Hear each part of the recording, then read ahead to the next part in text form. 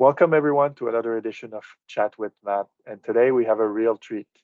Today I'm joined by our Director of HR Business Partners, Nick D'Amico. Nick, welcome to Chat with Matt. Thank you for having me.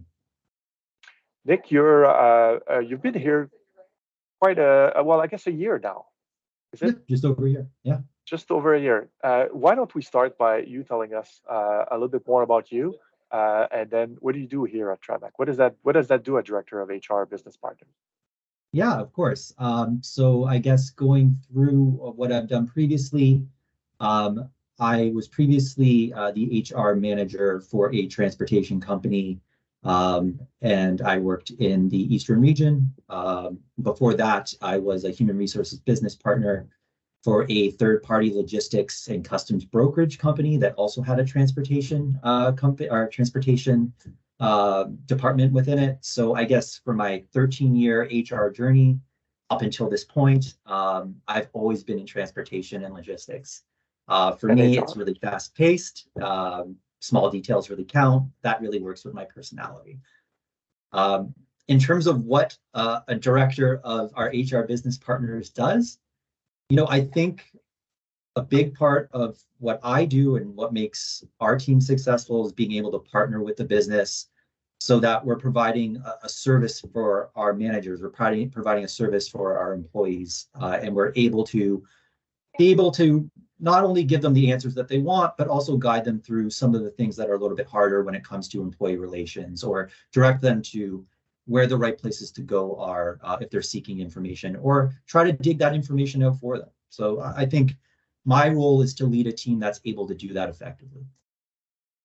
And Nick, right, soon after you joined, you stepped up right away, and you kind of volunteered to lead and help us on the councils, which is the driver council and the field council. Why Yeah. don't you tell us a little bit more about this great initiative that you're now helping lead? Yeah, I wanted to step up to do the drivers and field council. I thought they were a great idea. I think the company probably knows the driver council the best. I think it's been around since 2016, but then there was a brief hiatus when COVID happened.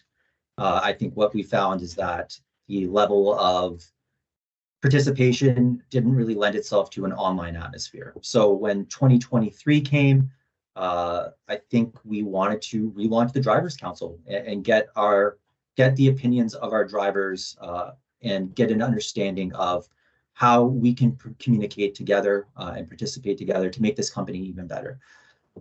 So in 2023, we wanted to reestablish the council. And what we really wanted to do is get drivers with varied insights and varied opinions. And I think our membership reflects that. We have drivers from all regions, all product lines, varying years of experience, and they're all providing their different perspectives and having a conversation with us. And what we thought would be a really good idea is to get our frontline managers to be participating in the same thing. For us, it gave us a fuller understanding of the experiences that we were seeing from the day-to-day that our managers, our frontline managers, and our drivers are experiencing. So we thought that it would be a really good idea to get that full conversation. Excellent. And so we've had our first one earlier this year. Our first field council. Yeah. What's one of the some of the most impactful feedback we've received in both the driver council and the field council?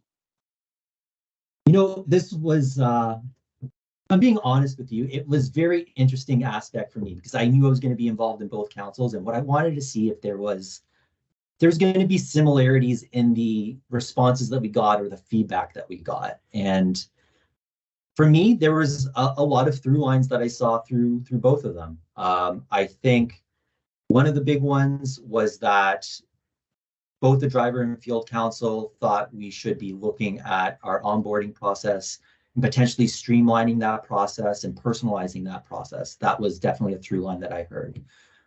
Another through line that I heard is, how can we increase the effective communication amongst our business units and amongst our roles so we can provide seamless seamless service to everyone within the company. So how can we do that and better service our customers? And I think the one that really surprised me the most, but once I started to think about it a little bit more, it made the most sense to me, was how do we celebrate our successes better? You know, we have a fantastic safety record. We have really forward-thinking vision in terms of process and technology that a lot of transportation companies aren't even thinking about right now. Or, you know, how are we positively affecting the communities that we live and we work in? So it was interesting for me because I saw that throughout the field and the drivers council, a lot of us were on the same page, and you know how we move forward with those things.